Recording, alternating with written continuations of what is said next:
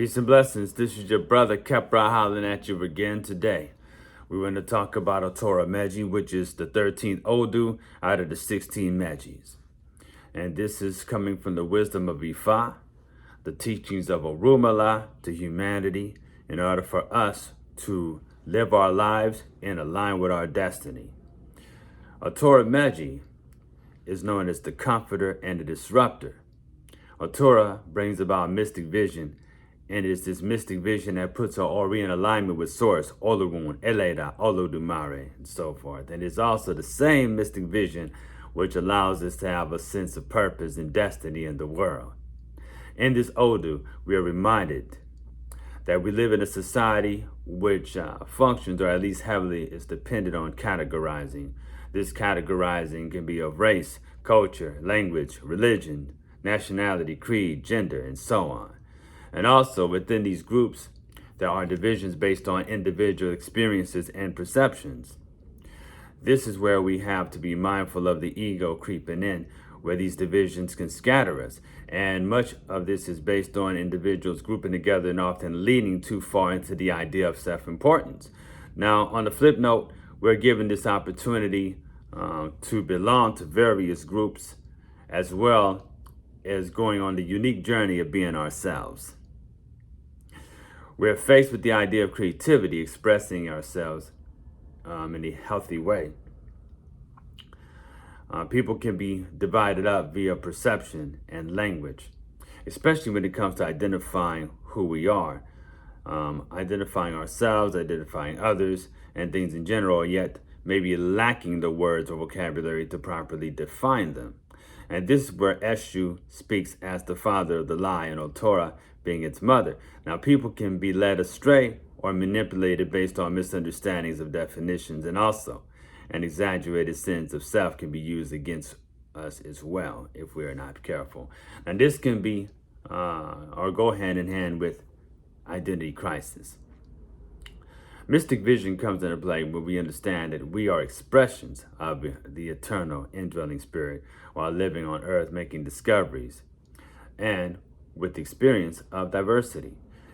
Years ago, a friend of mine had talked about, what it means to lose yourself. In fact, he told me that something I'm never going to forget, and that is, in order to find yourself, you must first lose yourself. So we make this journey from Ekoli Orun, which is, we call the heavenly realms, to Ekoli Aye, which is the earthly realms.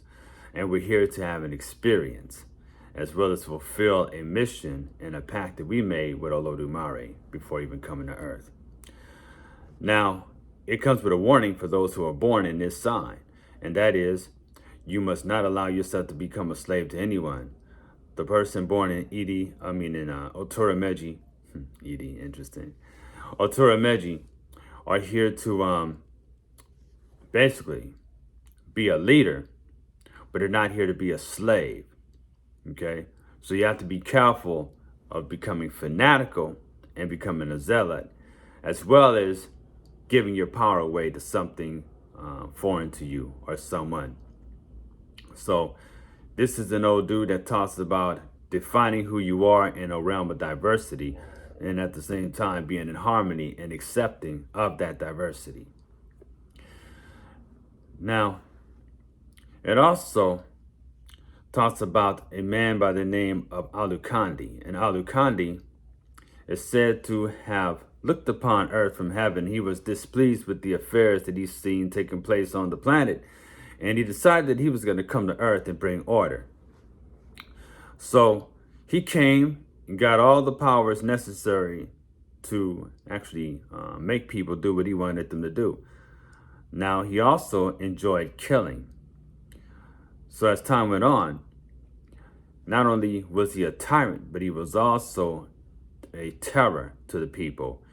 And he would kill indiscriminately. He would literally come and say, Aluki, I kill who I want, Aluki. And then he'll kill people and he'll take people out. So one day, the people began to cry out to Olodumare, and Olodumare heard their cries. And Eshu told the people the correct sacrifice to make. And after making the sacrifice, they were able to overcome Aluki and send him back to heaven. Now, a lot of times when someone feels important, okay, we can, or they can actually go to the other extreme. In fact, some take it so far that they would get the idea that it is up to them to determine who lives and who dies. That's how extreme it can get. But at the same time, keeping people in alignment with who they are, where they learn how not to be so judgmental and also observe before they act or even speak on a certain thing. We're in a world where people are very judgmental and we're constantly making judgments. We have to also understand that judgment has its place. However, it's the condemning part that's the issue. So you have to use your better judgment a lot of times when you're going to make a decision. The problem is that we start condemning, and that's when it becomes an issue. You know, when you condemn others, and a lot of times we unfairly condemn others based on something that we're seeing, not understanding who this person is, what they've been through, and the circumstances that have shaped their lives up until this point. So this Odu covers the idea of expressing ourselves under various religions, cultures, nationalities, and creeds, and it also orients towards the East. And what comes up in this Odu are the Muslims, who are identified in Otura Meji as the ones in the long white gowns. Now, I want to talk a little bit about some history here, because the Muslims came in to Nigeria through trade and migrations around the 12th century AD. Contact between the Yorubas and the Muslims had been well established and ongoing by the 14th century. The first masjid was built in, or masjid, which is the mosque, which is the religious gathering place of Muslims, was built in Oyo around 1550 AD. So many of the African ancestors who were captured and put on the boats and brought to Americas were actually practicing Islam as well. Unfortunately, where there are also those Muslims who participated in destroying African tradition because they viewed African tradition as paganism and idolatry.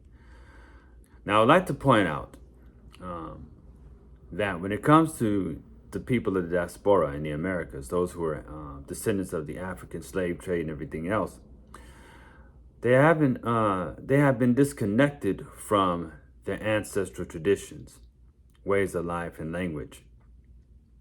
In the United States, they begin to look for ways to liberate themselves from under the clutches of what they consider to be the religion of the oppressors. And at that time, the Africans that were brought here were forced to convert to Christianity. And the people who were their oppressors at that time, they were the whites, who the deity, Jesus Christ, was in their image. So they began to look for ways to liberate themselves from the sense of inferiority that's brought about by slavery and the process used to breaking down a slave to make them good for business. So how would they recover their self-esteem? Well, you have to eventually turn away from the image of worship, which represents your oppressor. So they did that. Sometimes they may have created different forms of Christianity that had more of an African style, okay? Or they left Christianity altogether and converted to Islam. And this would also lead to them creating their own brand of Islam. And we can see this when, at a point in time, there was the Ahmadiyya movement that had targeted recruiting blacks in the Americas to join the movement. But also, the black people at that time, they would start to work with Islam, like, for instance, the Moorish Science Temple, the Nation of Islam, and which later came from the Nation of Islam, the 5% Nation, as the vehicles for not only an identity separate from that which was given to them under slavery and oppression and colonialism, and take on the belief that, well, actually, it's not that we're inferior. We're actually, it's the other way around. We're superior and they're inferior, and they had to break us down to get us to feel like we're inferior. So that became the way that they switched it up eventually. So instead of us looking at whites as being divine, we started saying, no, we're divine and they're the ones who are the devil. You see what I mean? And that's how the psychology of that whole thing was reversed. Now, the thing about it is Malcolm X, actually, it was Malcolm X who had inspired me to take my own journey into Islam back in the 90s, because he felt like a very powerful figure to me. You know, I actually would listen to Malcolm X, I listened to Farrakhan and so forth. And, you know, my father had been a part of the Nation of Islam at a point in his life. So I wanted to see what that was about. So I ended up exploring the Nation of Islam, exploring Islam. I found myself coming across Sufism, which is the mystical aspect of Islam, which basically teaches that the only true reality is Allah, and we're all basically here to recognize that one true reality. So you learn about a lot of mystical practices that would get you in that state of when you are kind of like drunk with the presence of Allah. So it's a very mystical idea of Islam. Now, I want to go back to the 5% Nation and Nation of Islam. And the reason why is because it played an important role in black people identifying themselves as a unique people. They would say the tribe of Shabazz, and set themselves apart from whites, who they saw as their oppressors. A splinter group was founded by a man by the name of Clarence 13X, would be known as Father Allah. Clarence 13X, Father Allah, was the founder of the 5% Nation, also known as the 5%ers, and the 5% Nation of Gods and Earths.